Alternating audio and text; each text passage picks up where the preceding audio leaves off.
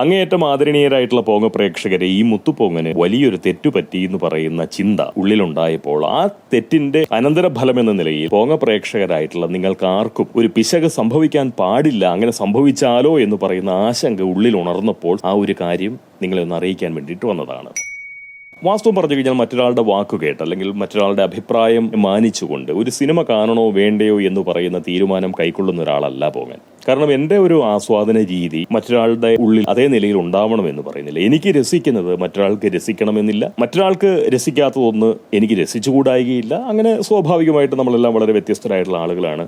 സ്വാഭാവികമായിട്ടും അഭിരുചികളിലും മാറ്റങ്ങൾ വരും, ആസ്വാദന ശേഷിയിലും നമുക്കൊക്കെ ഏറ്റക്കുറച്ചിലുകൾ ഉണ്ടാവും. അതുകൊണ്ട് ഒരു സിനിമ കാണണമെങ്കിൽ ഞാനങ്ങ് കാണും, എനിക്ക് തോന്നുകയാണെന്നുണ്ടെങ്കിൽ.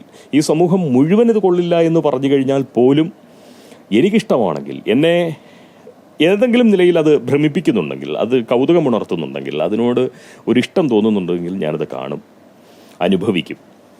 അത്രയേ ഉള്ളൂ. അതിനെ കണ്ടു മറക്കുക, ചിലപ്പോൾ കണ്ടു കൂടെ കൂട്ടുക, അത്രയൊക്കെ ചെയ്യാറുള്ളൂ. എപ്പോഴും ഞാൻ സിനിമയായി മാത്രം കാണാൻ ശ്രമിക്കുകയും, പക്ഷേ ഈ കാലത്ത് നമുക്ക് എളുപ്പമൊന്നുമല്ല അങ്ങനെ സിനിമയായിട്ട് മാത്രം കാണാൻ ഈ അടുത്ത കാലത്തൊന്നും കഴിഞ്ഞിട്ടില്ല. കാരണം പലപ്പോഴും ഈ തലമുറ മാറ്റം അല്ലെങ്കിൽ കാലത്തിനനുസരിച്ചിട്ടുള്ള മാറ്റം എല്ലാ രംഗത്തും സംഭവിക്കും. സ്വാഭാവികമായിട്ടും നവമാധ്യമങ്ങൾ ഇവിടെ സംഭവിച്ചതിന് ശേഷം, കേരളത്തിൽ സംഭവിച്ചതിന് ശേഷം, അല്ലെങ്കിൽ ഗൂഗിളാനന്തര കേരളത്തിലെ എല്ലാ തരത്തിലുള്ള നമ്മുടെ രീതികൾക്കും മാറ്റം വന്നു. സിനിമയും അത് വല്ലാത്ത സ്വാധീനിച്ചിട്ടുണ്ട്.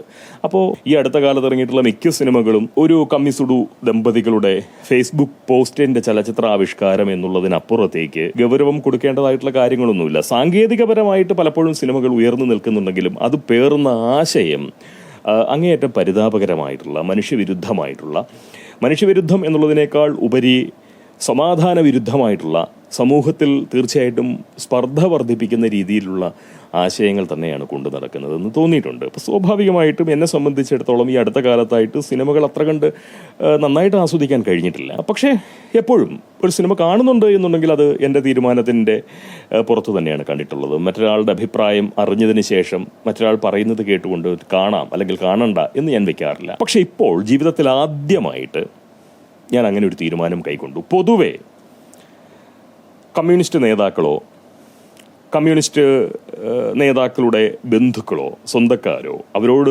ആരാധന പുലർത്തുന്നവരോ അതല്ലെങ്കിൽ അന്ധമായിട്ടുള്ള കമ്മ്യൂണിസം മനസ്സിൽ കൊണ്ടു നടക്കുന്ന ആളുകൾ എന്ത് തന്നെ പറഞ്ഞു കഴിഞ്ഞാലും അതിനൊന്നും വലിയ ഗൗരവം പോകാൻ കൊടുക്കാറില്ല എന്നുള്ളത് സത്യമാണ്. പക്ഷെ ആദ്യമായി ഒരു കമ്മ്യൂണിസ്റ്റ് നേതാവിൻ്റെ മകൻ പറയുന്നത് മുഖവിലേക്ക് എടുത്തുകൊണ്ട് പോങ്ങൻ ഒരു സിനിമ എന്നല്ല, നമ്മുടെ എമ്പുരാൻ എന്ന് പറയുന്ന സിനിമ കാണേണ്ടതില്ല എന്ന് പറയുന്ന തീരുമാനം കൈക്കൊണ്ടു.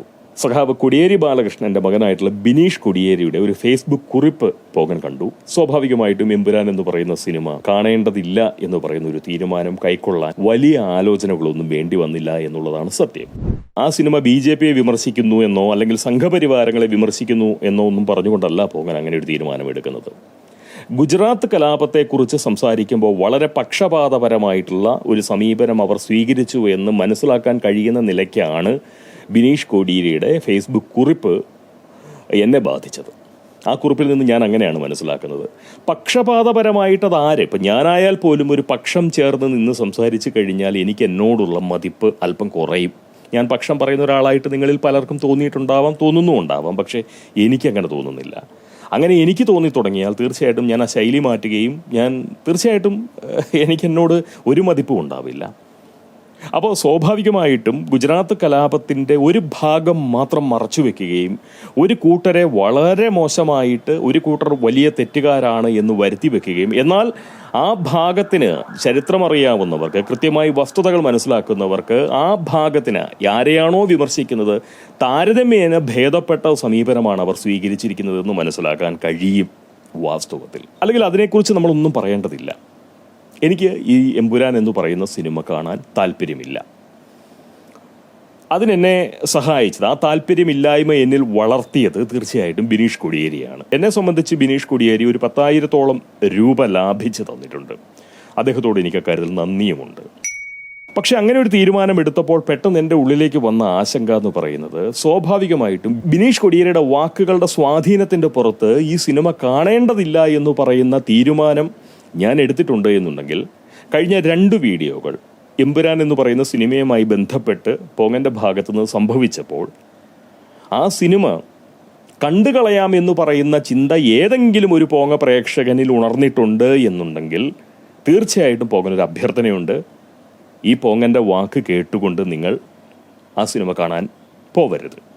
സ്വന്തം നിലയിൽ പോകുന്നതിൽ തെറ്റുമില്ല, നിങ്ങൾക്ക് പോവാം, അനുഭവിക്കാം. പക്ഷെ എൻ്റെ അഭിപ്രായത്തിൽ പോങ്ങനെ ഇഷ്ടപ്പെടുക എന്ന് പറഞ്ഞു കഴിഞ്ഞാൽ വ്യക്തി എന്ന നിലയ്ക്കല്ല, ഞാൻ പറയുന്ന കാര്യങ്ങൾക്കകത്ത് എന്തെങ്കിലും കാമ്പോ കഴമ്പോ ഉണ്ടെന്ന് മനസ്സിലാക്കുന്ന വിധത്തിലുള്ള ആളുകൾ തീർച്ചയായിട്ടും അവർക്ക് എന്നോട് എന്തെങ്കിലും തരത്തിലൊരു ഇഷ്ടമുണ്ടെങ്കിൽ സ്വാഭാവികമായിട്ടും അവർ ഭാരതീയത എന്ന് പറയുന്ന ഒരു ഗുണം അവരിൽ ശക്തമായിട്ടുണ്ടാകും. അത്തരക്കാർക്ക് മാത്രമേ പോങ്ങനെ അല്പമെങ്കിലും ഇഷ്ടപ്പെടാൻ സാധിക്കുകയുള്ളൂ, അല്ലെങ്കിൽ പോങ്ങൻ പറയുന്നതിനോട് യോജിക്കാൻ കഴിയുള്ളൂ. എൻ്റെ മനസ്സിലാക്കൽ ശരിയാണ് എന്നുണ്ടെങ്കിൽ എമ്പുരാൻ എന്ന് പറയുന്ന സിനിമ ഭാരതീയത സ്വഭാവത്തിൽ കലർന്നിട്ടുള്ള ദേശീയ ബുദ്ധിയുള്ള ഒരു സമൂഹത്തിന് ഉറപ്പായിട്ടും രസിക്കാനുള്ള സാധ്യതയില്ല. അത് ഗുജറാത്ത് കലാപത്തെ തെറ്റായിട്ട് വ്യാഖ്യാനിക്കുന്നു എന്നുള്ളത് മാത്രമല്ല അതിൻ്റെ കാര്യം. അതൊക്കെ രാഷ്ട്രീയമാണ്. ആ രാഷ്ട്രീയം എന്ന് പറയുന്നത് ചലച്ചിത്രകാരന്മാർ അവരുടെ കലാസൃഷ്ടിയിലൂടെ രാഷ്ട്രീയം ഇങ്ങനെ പച്ചയ്ക്ക് പറയാൻ പാടുണ്ടോ, പക്ഷപാതപരമായിട്ട് സംസാരിക്കാൻ പാടുണ്ടോ എന്ന് ചോദിച്ചു കഴിഞ്ഞാൽ പാടില്ല എന്നുള്ളതാണ് പോങ്ങൻ്റെ ഒരു പക്ഷം.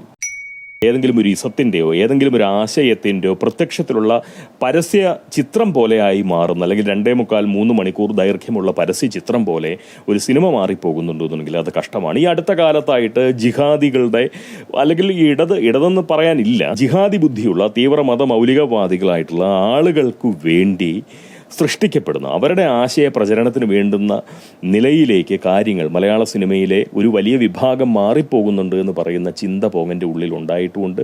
അതൊരു വിശ്വാസമായിട്ട് എൻ്റെ ഉള്ളിൽ ഉറച്ചു കിടപ്പുമുണ്ട്. പക്ഷേ എനിക്കത് അങ്ങനെ കാണാൻ താല്പര്യമില്ല.